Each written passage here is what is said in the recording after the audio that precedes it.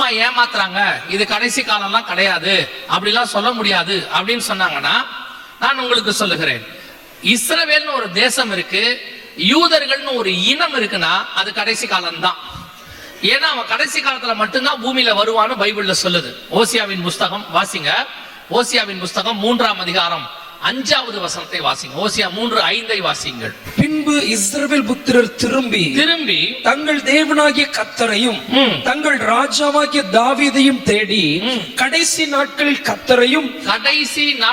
கர்த்தரையும் அவருடைய தயவையும் நாடி அஞ்சிக்கையாய் வருவார்கள். அப்ப இஸ்ரவேல் புத்திரர் கடைசி நாட்கள்ல வந்தாங்கன்னா அந்த நாட்களுக்கு பேர் என்னது? கடைசி நாட்கள்னு பேர். இந்த பாருங்க, நம்ம கண்ணுக்கு முன்னாடி இந்த தீர்க்கதரிசனம் நிறைவேறிடுச்சு. இஸ்ரவேல் புத்திரர் வராங்க. இன் தி லாஸ்ட் பேட்ச் எங்க இருந்து தெரியுமா? உக்ரைன்ல இருந்து. இவங்க லாஸ்டா அங்க இருந்து கிளம்பினாங்க, யுத்தம் ஆரம்பிச்சிச்சு. அந்த யுத்தம் தான் இன்னைக்கு நாட்டோ யுத்தம், ரஷ்யா யுத்தம் எல்லாத்துக்கும் மிக முக்கியம். கரெக்டா இவங்க கிளம்பி சுயதேசத்துக்கு வர்றதுக்கும் அந்த யுத்தம் ஆரம்பிக்கிறதுக்கும் கரெக்ட் லாஸ்ட் பேட்ச். இவர்கள் சரியா அந்த யுத்தம் தொடங்கிறதுக்கு சில மாசங்களுக்கு முன்பாக அங்கிருந்து கொண்டு வந்தார். ஆண்டவர் சொல்வாரு, நான் உன்னை என் செட்டைகளில் வைத்து தூக்கி கொண்டு வந்தேன் என்பார். இவனை பெர்ஃபெக்ட்டா இந்த இஸ்ரவேல்காரன் திரும்பி வர்றதுங்கிறது ஒரு மிகப்பெரிய அடையாளம். ஆனால் இன்னைக்கு இந்த இஸ்ரவேல் தேசம் யாருது? இஸ்ரவேலர்கள் யார்? நம்மை பொறுத்த வரைக்கும் அவர்கள் திரும்பி வந்துட்டாங்க, அடையாளம். நான் இப்போ ஒரு சின்ன ஹிஸ்டரி சொல்ல போறேன். ஏன்னா நான் சொன்னல பின்னாடி ஒரு பொய் வரும். இப்போ ஒரு உலகம் முழுக்க சொல்லிட்டு இருக்கிறாங்க. என்ன சொல்லிட்டு இருக்கிறாங்க? 1917ல இஸ்ரவேலர்கள் வந்து அங்க இருக்கிற பாலஸ்தீனியர்களை எல்லாம் புரட்டி அகதியா மாத்திட்டு அந்த தேசத்தை பிடித்து கொண்டார்கள் அப்படின்னு அவங்க சொல்றாங்க. இதுதான் இன்னைக்கு எல்லா மீடியாக்கள்லையும் சொல்லப்படக்கூடியதான ஒரு மிக முக்கியமான சம்பவம். ஆக்சுவலா என்ன நடந்துச்சு அப்படிங்கறத நீங்க தெரிஞ்சுக்கோங்க. எதுக்காகனா 2 ரீசன். ஒன்று, இஸ்ரவேலுக்காக ஆண்டவர் நமக்கு ஜெபிக்க சொல்லி இருக்கிறார். அது நம்மேல் விழுந்த கடமை. எதுக்காக அப்படின்னு கேட்டீங்கன்னு சொன்னா, எருசலேமின் சமாதானத்துக்காக என்ன செய்ய சொல்லி இருக்கிறாரு? வேண்ட சொல்லி இருக்கிறார். 2வது, இன்னைக்கு நம்ம கையில இருக்கிற வேதமாக இருக்கட்டும் அல்லது நம்முடைய ஆவிக்குரிய வாழ்க்கைக்கு தேவையான அத்தனை காரியங்களாக இருக்கட்டும், அது இஸ்ரவேலிலிருந்து புறப்பட்டது. பரிசுத்த ஆவியானவர் எருசலேமிலே ஊற்றப்பட்டார். இன்னைக்கு நம்ம கிடைச்சிருக்கிற பைபிள் அவர்களால் எழுதப்பட்டது. அதை அவர்கள் பத்திரமாய் நம் கையில் கொடுத்திருக்கிறார்கள். ஆபிரகாமின் ஆசீர்வாதம் கிறிஸ்து இயேசுவின் மூலமாக நமக்கு வந்திருக்கிறது. நம்முடைய மூத்த சகோதரர்கள் என்று அவரை குறித்து சொல்லுகிறது. நம்ம ஆட்களுக்கெல்லாம் அதை சொல்றது கொஞ்சம் பயம். ஏன்னா இங்க இஸ்ரவேலுக்கு ஆதரவுன்னு சொன்னா அடிப்பாங்களோ. இங்க யார் என்ன சொன்னா என்ன? சத்தியம் எதுவோ சத்தியத்தின் பக்கம் நில்லுங்க, அவ்வளவுதான். சத்தியம் உங்களை விடுதலையாக்கும். அல்லேலூயா. நம்ம ஆட்களுக்கு உண்மை தெரிஞ்சா கூட பேச மாட்டாங்க சில நேரத்துல. அதுவுமே பெரிய தப்பு. நீங்கள் சத்தியத்தை அறிந்தால் பேசணும், சொல்லணும், தைரியமா பேசுங்க. சத்தியத்தை அறிந்து கொள்ளுங்கள், சத்தியத்தை பேசுங்க. இப்ப பாருங்க, இஸ்ரவேல் தேசம் 1917ல வந்துச்சு அப்படிங்கிறாங்க. உண்மையிலே அப்படியான்னு கேட்டா நம்ம எல்லாருக்கும் தெரியும். நான் முதல்ல பைபிள் ஹிஸ்டரி சொல்றேன். கானான் தேசத்துக்கு ஆபிரகாம் வந்தார் இல்லையா? கானான் தேசத்துக்கு ஆபிரகாம் வரும்போது அவர் கையில் அது வாக்குத்தத்தம் பண்ணப்பட்டது. அப்ப 14ஆம் அதிகாரம் ஆதியாகமத்துல ஒருத்தர் வந்து அப்பமும் ரசமும் கொண்டு வந்து கொடுக்கிறாரு. யார் கொடுக்கிறது? மெல்கிசேதேக்கு. அவர் எந்த ஊருக்காரரு? பாட்டு கூட இருக்குதே, சாலேமின் ராஜா. ஆமா, சாலேமின் ராஜாவாகிய மெல்கிசேதேக்கு. சாலேம்னா சமாதானம்னு அர்த்தம். எருசலேம் அப்படின்னா சமாதானத்தின் நகரம்னு அர்த்தம். அந்த சாலேமின் ராஜா தான் கொண்டு வந்து என்ன கொடுத்தாரு? அப்பமும் ரசமும் கொடுத்தாரு. அன்னைக்கே அந்த ராஜா ஆபிரகாமோடு கூட உடன்படிக்கை பண்ணி விட்டார். அடுத்த ஆண்டவர் ஆபிரகாம் கிட்ட சொன்னாரு, நீ இருக்கிற இந்த தேசத்தை நான் உனக்கு கொடுத்தேன். ஈசாக்கு கிட்ட சொன்னாரு, நீ இந்த தேசத்தை விட்டு போகாத, இதை நான் உனக்கு உங்க அப்பா கிட்ட சொன்ன மாதிரி உனக்கு கொடுத்துருவேன்னாரு. யாக்கோபு கிட்ட சொன்னாரு, நீ போ, உன்னை நான் திரும்பி கூட்டிட்டு இந்த தேசத்துக்கு வருவேன்னாரு. அன்னையிலிருந்து அந்த தேசம் அவர்கள் கையில் தான் இருக்கிறது. அதற்கு பிறகு 400 வருஷம் கழிச்சு இஸ்ரவேலர்கள் திரும்பி வந்தாங்க. எப்ப வரைக்கும் இருந்தாங்க? பாபிலோனியர் காலம் வரைக்கும் அங்க இருந்தாங்க.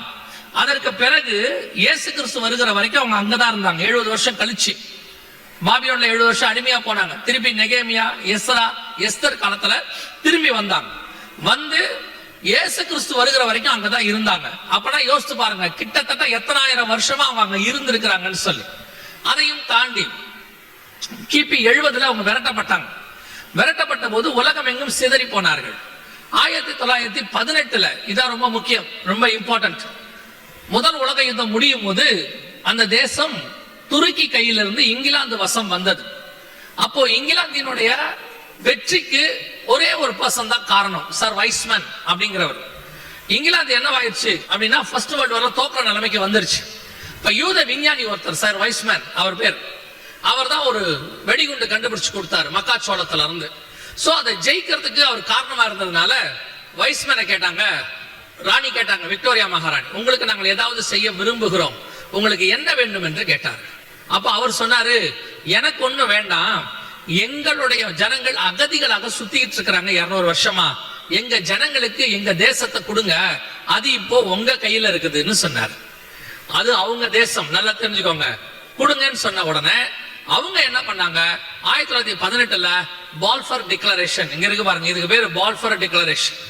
இந்த பால்ஃபர் டிக்ளரேஷன் இங்கிலாந்தினுடைய வெளியுறவுத்துறை அமைச்சர் இவர் தலைமையில அந்த தேசம் 3ஆக பிரிக்கப்பட்டு 2 பங்கு அரபியர்களுக்கும் 1 பங்கு இஸ்ரவேலர்களுக்கும் கொடுக்கப்பட்டது. இதுதான் இங்கிலாந்து பண்ண தப்பு.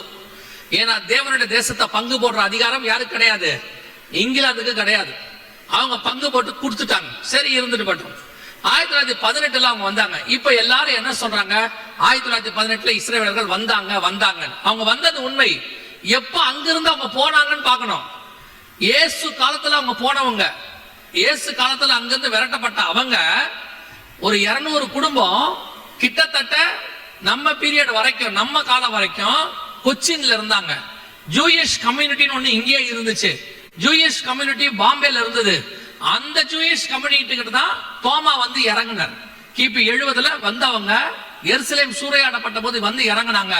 அவங்க கிட்ட தான் தோமா வந்து இறங்கினாரு. அவங்களோட தான் ஃபர்ஸ்ட் இருந்தார் தோமா. அதுக்கு பிறகுதான் அவர் நடந்து அப்படியே சென்னை வரைக்கும் வந்தார். சோ இஸ்ரவேல் தேசம் யூதர்கள் கையில் இருந்துச்சு. அவங்க விரட்டப்பட்டாங்க. திருப்பி 1917ல வந்தாங்க. இது எப்படி இருக்குது தெரியுமா, என் வீடு நான் கொஞ்ச நாள் வெளியே போயிட்டேன், திரும்பி வரும்போது அது வா வீடு கிடையாதுன்னு சொல்ற மாதிரி இருக்குது. கொஞ்ச நாள் என்ன விரட்டி விட்டாங்க, கோர்ட்ல கேஸ் நடந்துச்சு, கேஸின் முடிவில் அது என் கையில கொடுத்துட்டாங்க. இப்போ வீட்டுக்குள்ள இருக்கிறவர் என்ன சொல்றாரு, அதெல்லாம் கொடுக்க முடியாது. சில ஆட்கள்லாம் பாத்தீங்கன்னா அந்த கடன் நடத்துறவர் சொல்லுவாரு, 10 வருஷம் நான் கடன் நடத்தினேன், கடை எனக்கு சொந்தம் பாரு. ஓனர் சொல்றாரு, யோ நீ ஒண்ணும் இல்லாம வந்த, உனக்கு இந்த இடத்த கொடுத்தோம், இப்படி நல்லா வளர்ந்துட்டு என் மேலேயே கேஸ் போடுறிய, கேஸ் 30 வருஷம் 40 வருஷம் நடக்கும். நல்ல நீதிபதியா இருந்தா கடைசியா எல்லாத்தையும் பார்த்துட்டு என்ன தீர்ப்பு கொடுப்பாருன்னா, இது யாருக்கு சொந்தமோ அவர் கையிலேயே கொடுத்துருவாரு. அப்படிதான் இஸ்ரவேல் தேசம் 1917ல கொடுக்கப்பட்டது. அதுக்கப்புறம் 30 வருஷம் இங்க என்ன தப்பு நடந்துச்சு நான் உங்களுக்கு சொல்றேன்.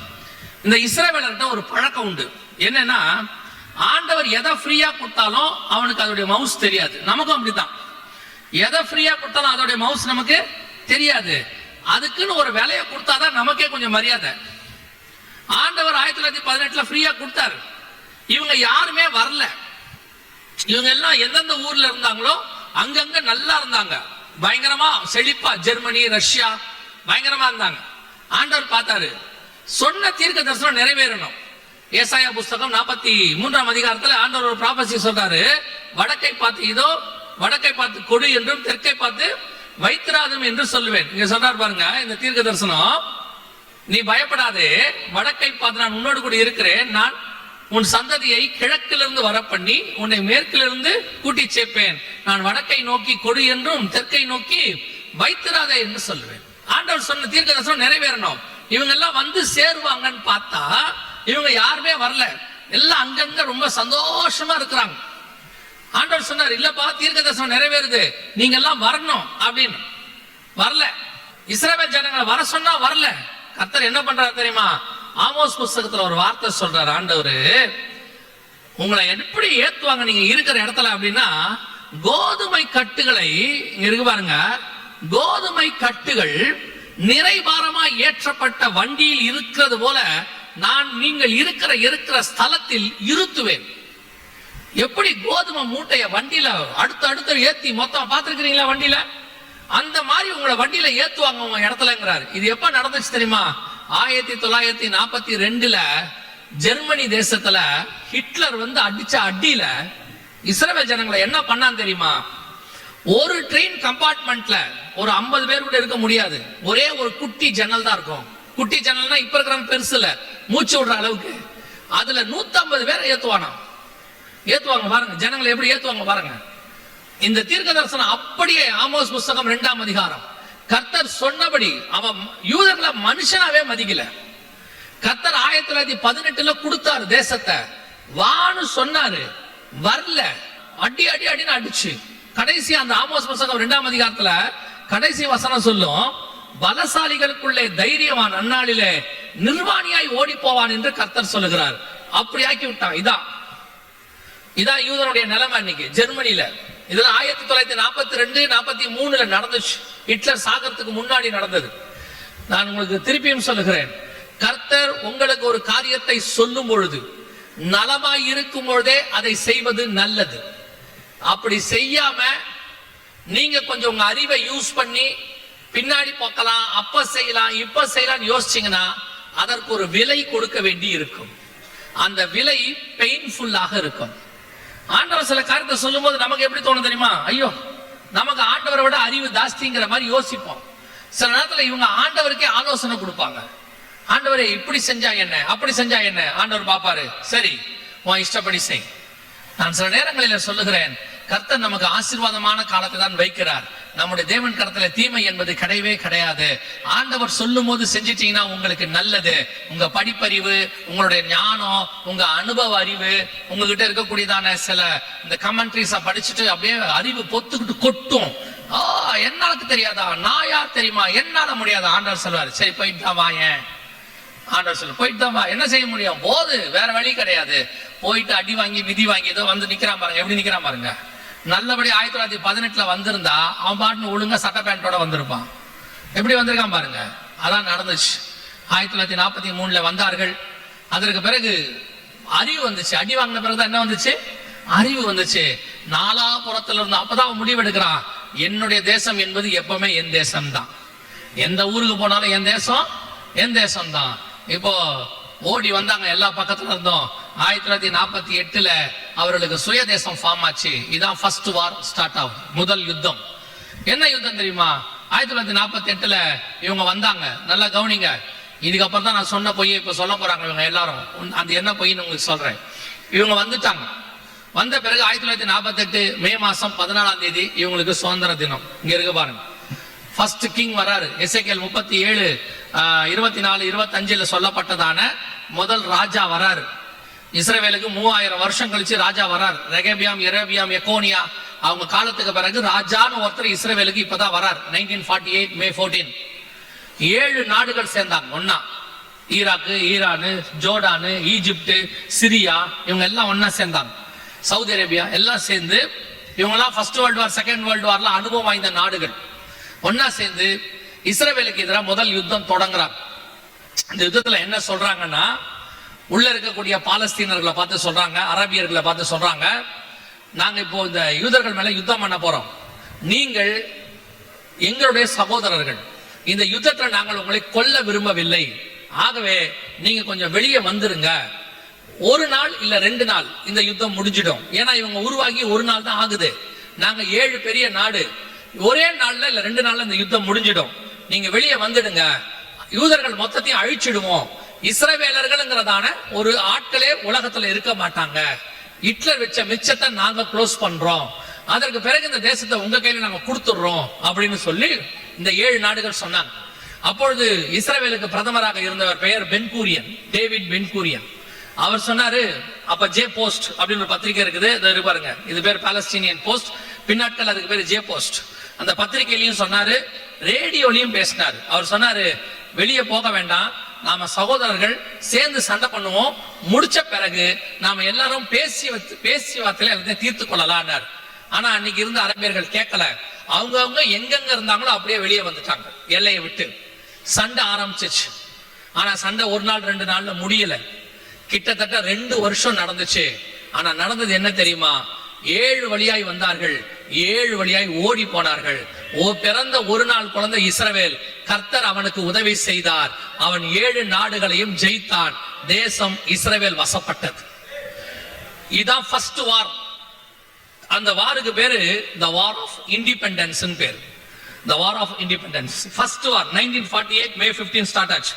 2 வருஷம் யுத்தம் நடந்துச்சு. எல்லா இந்த யுத்தத்துல இஸ்ரவேலர்கள் ஜெயிச்சதே ஒரு பெரிய வரலாறு, ஒரு தனி புக்கே இருக்கு. ஏன் தெரியுமா? இந்த யுத்தத்துல அவங்க ஜெயிக்கல, ஏன்னா அவங்க கிட்ட பெரிய படபலம் ஒண்ணும் கிடையாது. ஜெயிச்சது கர்த்தர். அந்த யுத்தத்துல நடந்த சாட்சிக்கே தனி புக் இருக்கு. எதிரிகள் எழுதின சாட்சியம் இருக்கு, இஸ்ரவேலர்கள் எழுதின சாட்சியம் இருக்கு. அந்த அளவுக்கு கர்த்தர் உதவி செய்தார். தேசம் இஸ்ரவேல் வசம் வந்துச்சு. ஆனா ஜெயிச்ச உடனே டேவிட் பென்கூரியன் சொன்னதான ஃபர்ஸ்ட் வேர்டு என்னன்னா, எல்லா எல்லைகளையும் மூடுங்க, மூடிட்டு வெளியே போன யாரும் உள்ள வரக்கூடாதுன்னு சொல்லுங்க. ஏன்னா இவங்க நம்மள ஆபத்துல வெளியே விட்டுட்டு போயிட்டாங்க, இனி ஒருத்தர் கூட உள்ள வரக்கூடாது அப்படின்னு சொன்னார். அப்படி வெளியே போன அவர்கள் தான் இன்னைய வரைக்கும் பாலஸ்தீன அகதிகள். இவன் எல்லைக்கு அவங்க வெளியே இருக்கிறாங்க. இப்போ தெரிஞ்சுக்கோங்க, அவங்க வெளியே இருக்கிறாங்கல்ல, அந்த இடமும் இஸ்ரவேல் தான், அதுவும் இவங்க தேசம் தான். இப்ப இவங்க ரூம்ல சண்டை நடந்துச்சு, ஹால்ல சண்டை நடந்த உடனே இவங்க என்ன பண்ணாங்க, ஹாலுக்குள்ள பாம்பு வந்தோடனே சண்டை நடந்துச்சு. உடனே இவங்க என்ன பண்ணாங்க, இவங்களை விட்டுட்டு வெராண்டாவுக்கு போயிட்டாங்க, இல்ல வீட்டுக்கு வெளியே போய் நின்னுக்கிட்டாங்க. இவங்க நிக்கிற இடமும் யாருதுதான் தெரியுமா, இஸ்ரவேலுக்குரியதுதான். இப்போ டேவிட் பென்கூரியன் எல்லையை மூடிட்டார். வெளியே வர சொன்னாங்க பாருங்க 7 நாடு. இவங்களும் அவர்களை ஏற்றுக்கொள்ளவில்லை. அந்த 76 ஆண்டு காலமாக அவர்கள் அங்கே இருக்கிறார்கள். அவர்களுக்கு பேர் தான் பாலஸ்தீன அகதிகள். இன்னைக்கு என்ன மீடியால சொல்றா, இஸ்ரவேலர்கள் துரத்திட்டாங்கன்றான். 1948 சரித்திரம் இருக்கு. இன்னொரு விஷயம் தெரியுமா, அவன் துரத்தி இருந்தானா இந்த 76 வருஷமும் பாலஸ்தீனர்களுக்கு வேலை, கரண்ட், பால், தண்ணி அத்தனை யார் கொடுக்கிறா தெரியுமா, இஸ்ரவேலர்கள் தான் கொடுத்துக்கிட்டு இருக்கிறாங்க. இஸ்ரவேலர்கள் கொடுக்காவிட்டால் பாலஸ்தீனர்களுக்கு வேலையே கிடையாது. ஏன்னா அதுக்கப்புறம் உள்ளதெல்லாம் பாலைவனம். இன்னைக்கும் இஸ்ரவேலர்கள் தான் பாலஸ்தீனர்களை போஷித்து இருக்கிறாங்க. முதலாவது யுத்தம் 1948 நடந்துச்சு. அதுக்கு பேர் வார் ஆஃப் இண்டிபெண்டன்ஸ். இயேசு சொன்னபடி யுத்தங்கள் ஆரம்பிச்சிருச்சு இஸ்ரவேல்ல. ஃபர்ஸ்ட் வார் முடிஞ்சிச்சு. அந்த வார் முடியும் போது இஸ்ரவேலுடைய எல்லை பெருசாயிருச்சு. ஏன்னா இவங்க அடிக்க வந்தாங்கல்ல, இவங்க நாட்டுக்குள்ள அவன் போயிட்டான், உள்ள போய் முழுசும் புடிச்சிட்டான். சோ முதலாவது யுத்தம், ஃபர்ஸ்ட் வார்.